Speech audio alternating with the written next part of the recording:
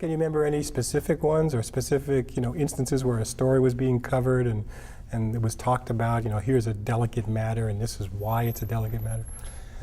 Early on, it was June 1973, and I was then working out of the Tel Aviv bureau of the Reuters news agency.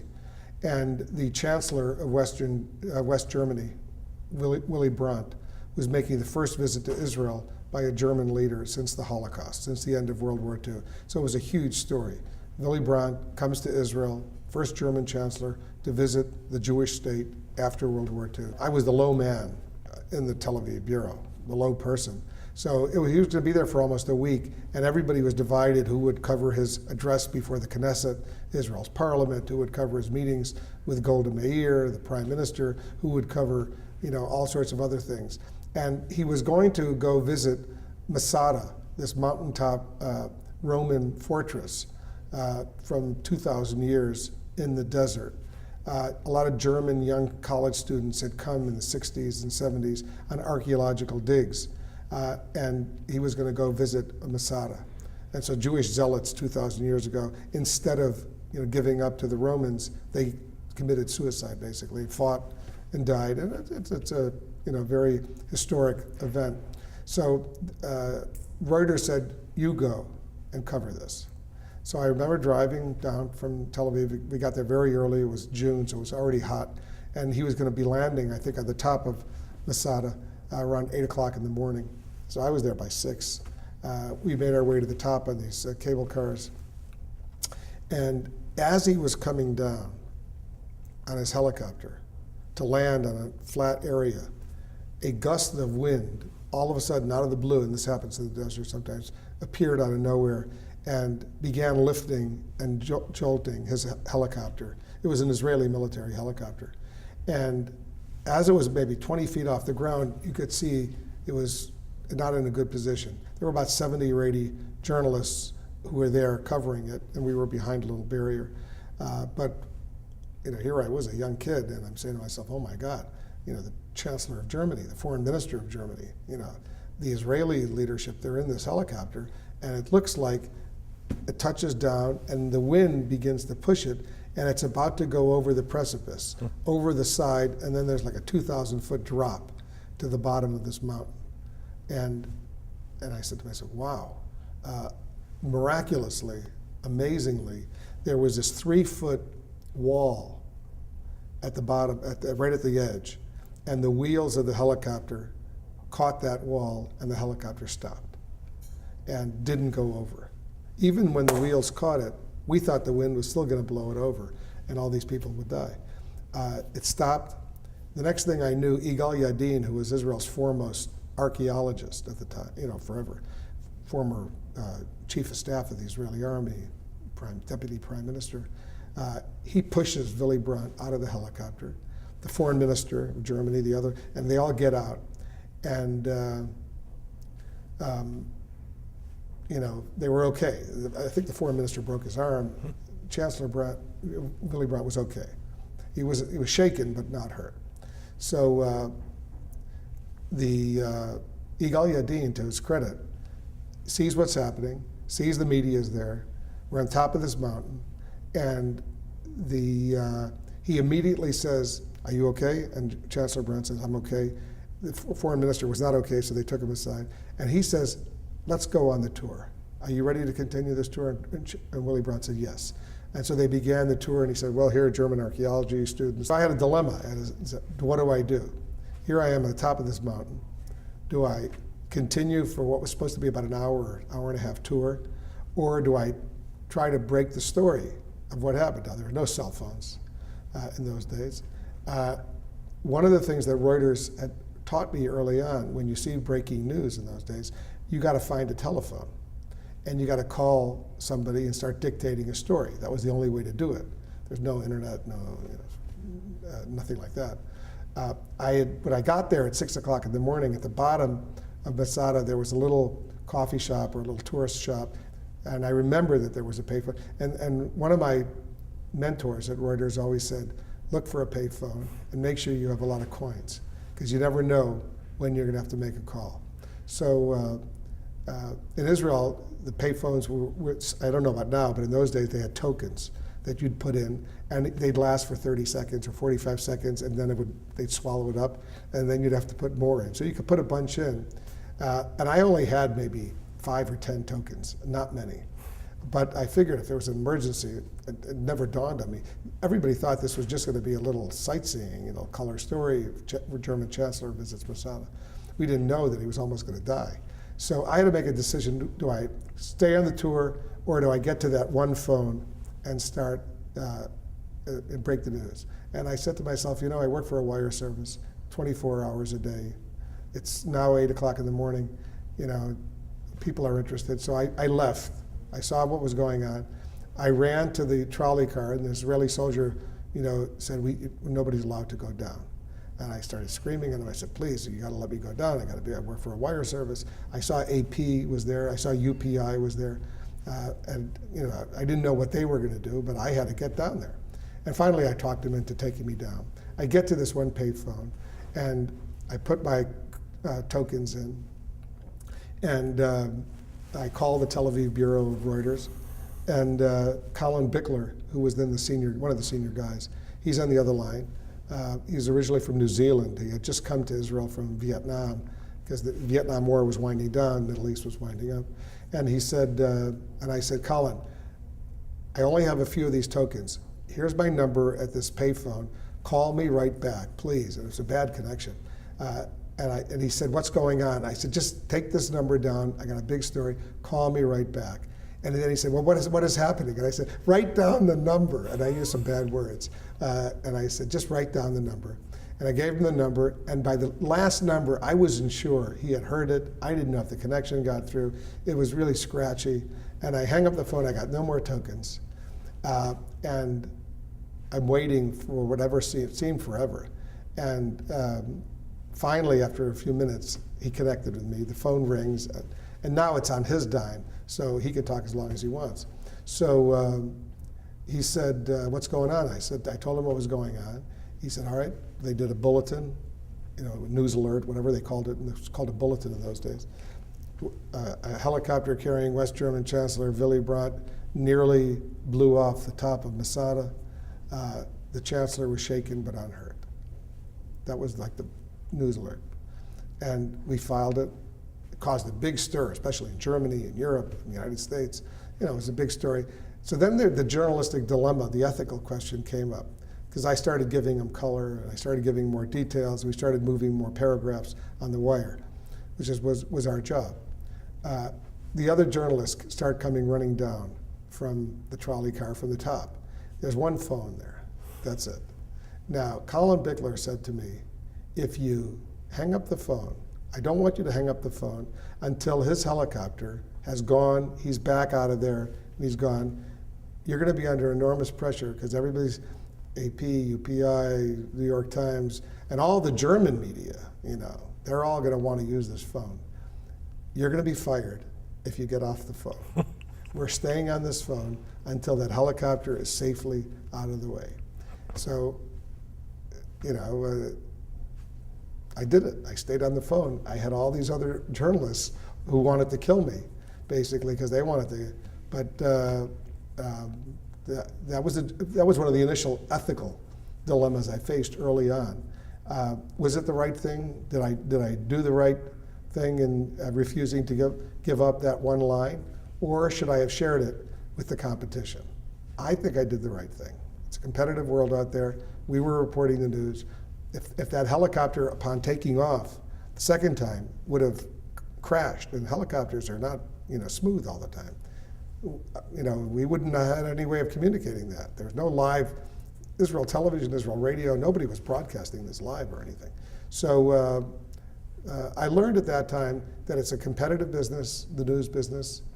I didn't do anything illegal. I didn't lie to anybody. I didn't steal anything. I was the one who got to that phone first, and I just didn't give it up until the story was over, basically. So that was an early ethical decision. It's a good story. Can you remember other things along those lines? Look, over the years, there have been a lot of questions about journalistic ethics that I've had to deal with. I'll give you another example of an ethical problem that we had. Saddam Hussein invades Kuwait, August 1st, 1990. I'm CNN's Pentagon correspondent. That day, we had known that the Iraqis were moving troops from the Iranian border to the Kuwaiti border. For a week, they had been building up their presence north of Kuwait. First 25,000, 50,000, 100,000 Iraqi troops, including their so-called elite Republican Guard, were now on the border with Kuwait in the days leading up to the invasion. And U.S. intelligence was monitoring it. They were watching what was going on. And I was the Pentagon correspondent. That day, I remember having lunch with the chief of naval operations, who was new in the job, and I asked him, I said, what's with the Iraqis and Saddam Hussein? They're massing troops. And he said, well, our intelligence estimate is that he's threatening the Emir of Kuwait, wants to raise the price of oil, because they need the money. But our intelligence estimate of the US government is he's not going to invade a fellow Arab country. There might be some tension along the border, some border skirmishes, but it's just designed to exert pressure on the Emir of Kuwait. That night, I was having dinner. A few journalists were invited to a dinner with a high-ranking CIA official, one of these off-the-record kind of dinners. And I asked him the same question. I said, what's going on with the Iraqis on the border? And he basically said the same thing the chief of naval operations said. He said, you know, I think he's trying to intimidate the Emir, raise the price of oil. We don't think he's going to invade a fellow Arab country. That's the estimate of the US government. Fine. I'm driving home. It's about 10 o'clock at night now, 10:15. And as I'm pulling in my driveway, my beeper, those days you had beepers, goes off and it vibrates. And I look down, it's my news desk. And I go into my study, my house. And the news editor says, Wolf, Reuters is quoting sources in the Persian Gulf as saying Iraqi troops have crossed the border and have gone into Kuwait. Obviously, we don't have this. Can you check it out? And I said, hey, I just had dinner with a high-ranking CIA official. I had lunch with the chief of naval operations. There may be some border skirmishes, but they're not going to invade a fellow Arab country, and just blah, blah, blah. I gave him the whole US government estimate. Fortunately, my editor said, look, do me a favor, check it out, see what you can find out. It's a big story. I said, okay, so what does a journalist do in Washington to check out a story like this, which could be a huge story, or it could be just, nothing? I said to myself, if it were true, I work in reverse. Let's assume it's true. I said, if it's true, then I have a good source in DIA at the Pentagon who's in charge of the Persian Gulf. He's not at home getting ready to go to sleep. It's now 10:30 at night or whatever. He's been called back to the emergency room, the tank, whatever they call it there. There's a crisis at the Pentagon. He'd be at his desk, at his office. I'll call, and so I said, you know what? I'll just call his direct number at his office, see if it just rings, or if there's a pickup. And I was sure that it would just ring, but I said, oh, I got to try. It's my job. So I called that direct number, and to my utter amazement, on the first ring, I hear a very agitated, yeah. And I knew it was him. And I said, you're working? And he said, yeah. I said, Reuters is quoting sources in the Gulf as saying the Iraqis have crossed the line and gone into Kuwait. What can you tell me? And he hesitated for a while. There was a pregnant pause. But after 15, 20 seconds or whatever, he said, and I'll never forget it because I wrote it down in my notebook. He said, Wolf, it's a lot worse than that. I said, what's going on? He said, not only have they crossed the line and gone into Kuwait, they are moving through Kuwait like a knife goes through butter. This is a full-scale invasion. The Emir of Kuwait has already fled. Their tiny air force has flown into Saudi Arabia. This is a disaster. Cheney is the defense secretary. He's in the National Military Command Center. Colin Powell, chairman of the Joint Chiefs. They've all been alerted. I said, what time was it into this breaking? And he said, about 8 o'clock, our time. And I said, wow. So this was a reliable source, someone I've worked with over the years, someone I knew well. I knew he was working. I felt confident calling back CNN and saying, this is what we can report. A source at the Pentagon tells CNN X, Y, and Z. I do that. I do it on the phone. We do breaking news. The whole world is watching, obviously, by then. CNN's not only in the United States, but it's live around the world. The bureau chief, Bill Headline, that's his real name, calls me up a few seconds after I hang up the phone, says, Wolf, I know you've been working all day. Take a shower, put on a clean shirt, get back to the Pentagon. You're going to be live all night. And of course I did that. So I'm walking into the Pentagon, and you see the parking lots filling up. They're coming in, all the workers.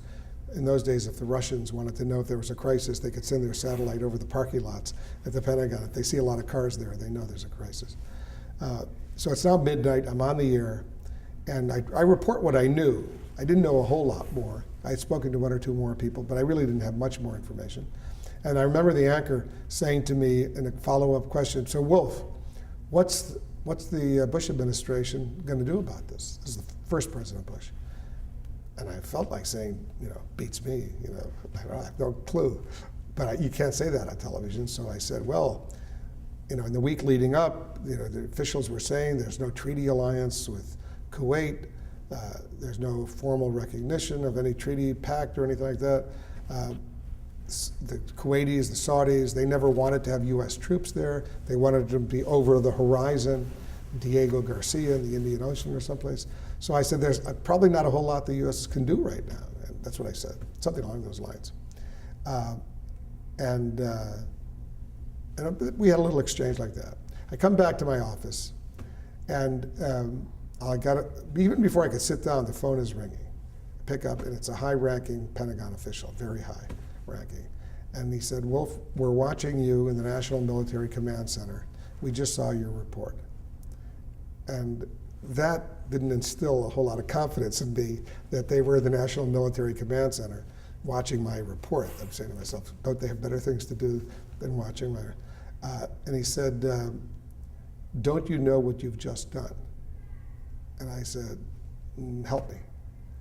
He said, you have basically told Saddam Hussein and the Iraqi military leadership to not only go through all of Kuwait, but to continue moving towards the oil fields in the eastern provinces of Saudi Arabia and continue to take over the oil in Saudi Arabia, because there's not much that can stop them. Kuwaitis can't stop them, Saudis couldn't stop them, and the US, you basically just told them, really doesn't have any military capability in the region. And I said, so what are you going to do about all this? And he said, well, the president has authorized me to tell you that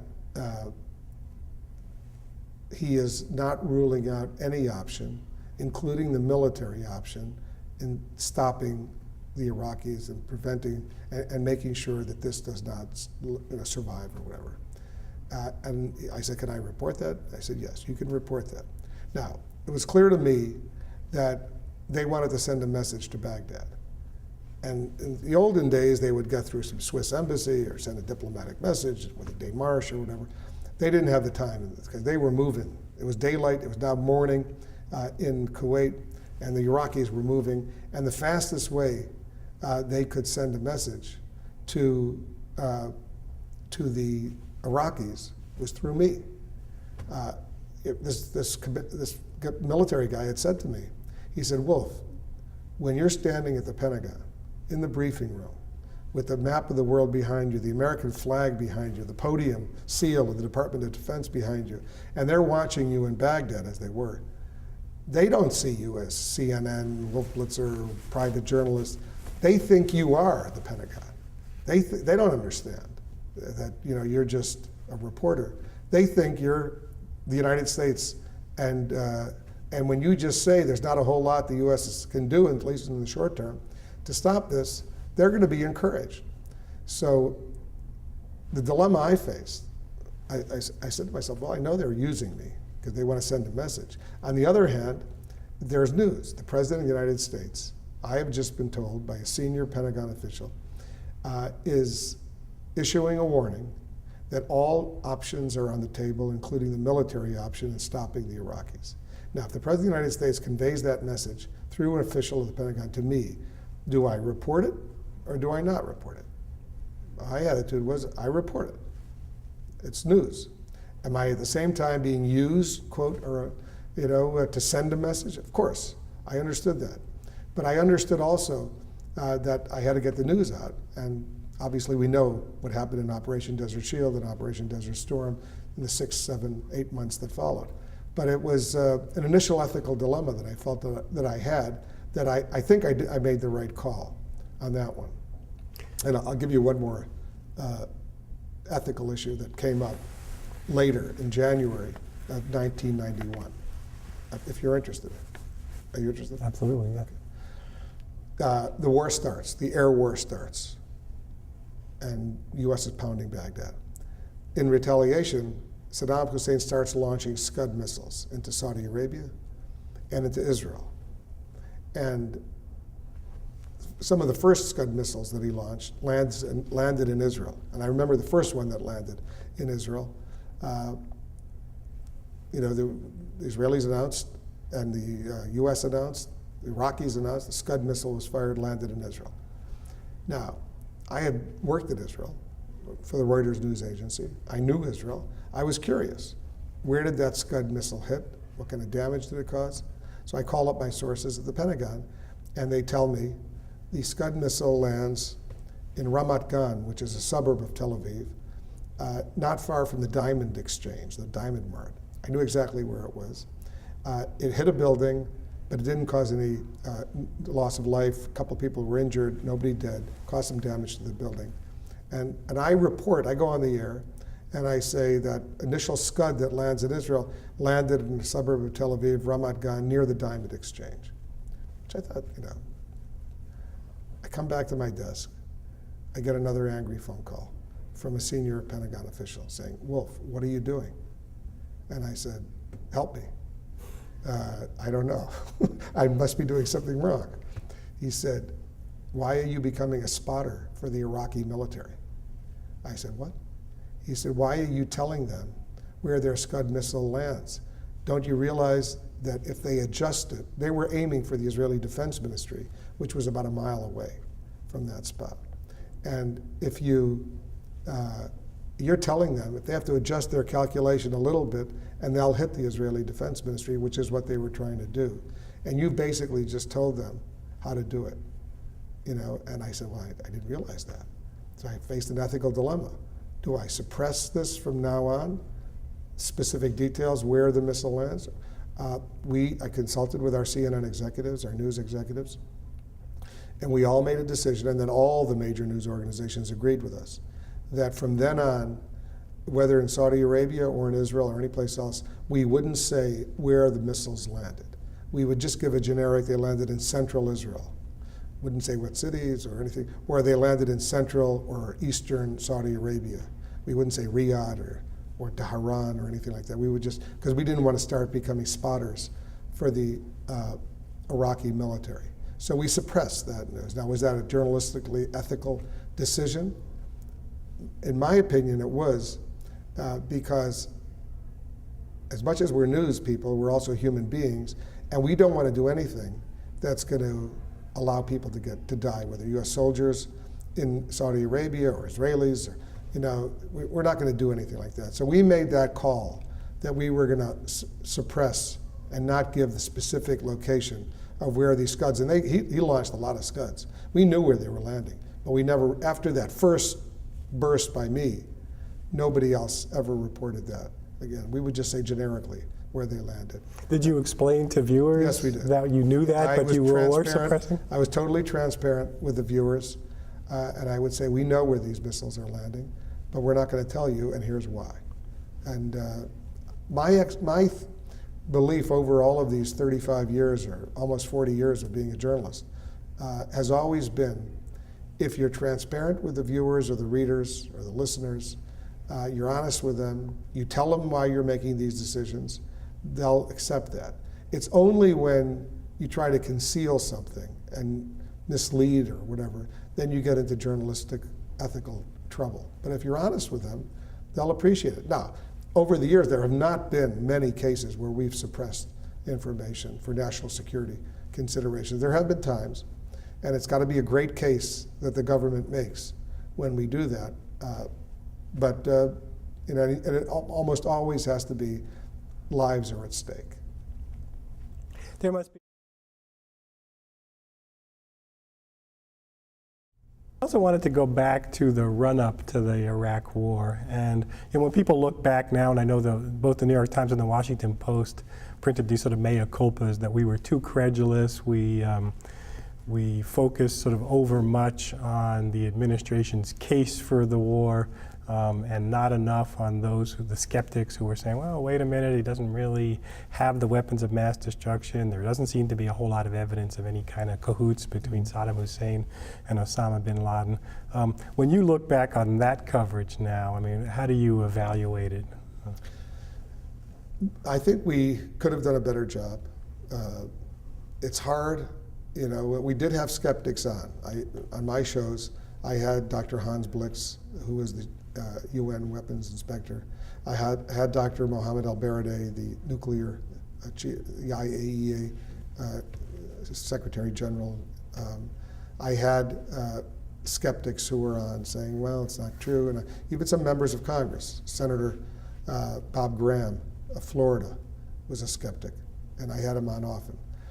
On the other hand, when the President of the United States, the Vice President of the United States, Secretary of State, Secretary of Defense, Chairman of the Joint Chiefs, Head of the Intelligence, CIA, they're all telling Congress and the American public and the United Nations, here is the evidence of Saddam Hussein's weapons of mass destruction.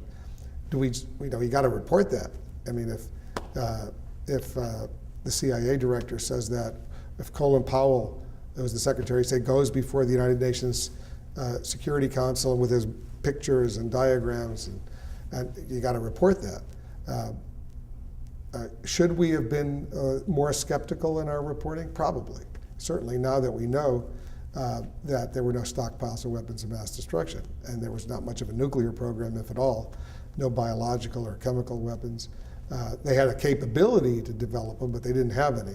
And Saddam Hussein wanted us to believe that he had it, so to intimidate his enemies and to try to deter the U.S. and the others from invading them, so that he didn't deny it. But certainly, look, journalism is the first draft of history, and we do our best. Sometimes we get it right, sometimes we don't. Can we always do a better job? Yes. Could we have done a better job then? I'm sure we could have. It wasn't as if we totally ignored the other side. And remember, we were also getting confirmation from all of the other allies that Saddam Hussein had this. The British and the French, they were all agreeing with the US. And even some of the Arab countries, Egypt, Syria, they weren't disputing. So you did have the French who were saying, he may have it, but there are other ways of dealing with it other than going to war. You don't necessarily have to go to war. You can put them in a box and contain them, and sanctions and diplomatic pressure, stuff like that. So there was a dispute about whether or not the invasion was necessary. And we reported all of that. Scholars like you will continue to study that and see if we could have done a better job. Blitz, who was the UN weapons inspector. I had Dr. Mohammed al-Baradei, the nuclear, the IAEA Secretary General. I had skeptics who were on saying, well, it's not true. And even some members of Congress, Senator Bob Graham of Florida was a skeptic, and I had him on often. On the other hand, when the President of the United States, the Vice President of the United States, Secretary of State, Secretary of Defense, Chairman of the Joint Chiefs, Head of the Intelligence, CIA, they're all telling Congress and the American public and the United Nations, here is the evidence of Saddam Hussein's weapons of mass destruction. You got to report that. I mean, if the CIA director says that, if Colin Powell, that was the Secretary of State, goes before the United Nations Security Council with his pictures and diagrams, and you got to report that. Should we have been more skeptical in our reporting? Probably. Certainly now that we know that there were no stockpiles of weapons of mass destruction, and there was not much of a nuclear program, if at all, no biological or chemical weapons. They had a capability to develop them, but they didn't have any. And Saddam Hussein wanted us to believe that he had it, so to intimidate his enemies and to try to deter the U.S. and the others from invading them, so that he didn't deny it. But certainly, look, journalism is the first draft of history, and we do our best. Sometimes we get it right, sometimes we don't. Can we always do a better job? Yes. Could we have done a better job then? I'm sure we could have. But it wasn't as if we totally ignored the other side. And remember, we were also getting confirmation from all of the other allies that Saddam Hussein had this. The British and the French, they were all agreeing with the U.S. And even some of the Arab countries, Egypt, Syria, they didn't, they weren't disputing. So you did have the French who were saying, he may have it, but there are other ways of dealing with it other than going to war. You don't necessarily have to go to war. You can put them in a box and contain them, and sanctions and diplomatic pressure, stuff like that. So there was a dispute about whether or not the invasion was necessary. And we reported all of that. Scholars like you will continue to study that and see if we could have done a better job.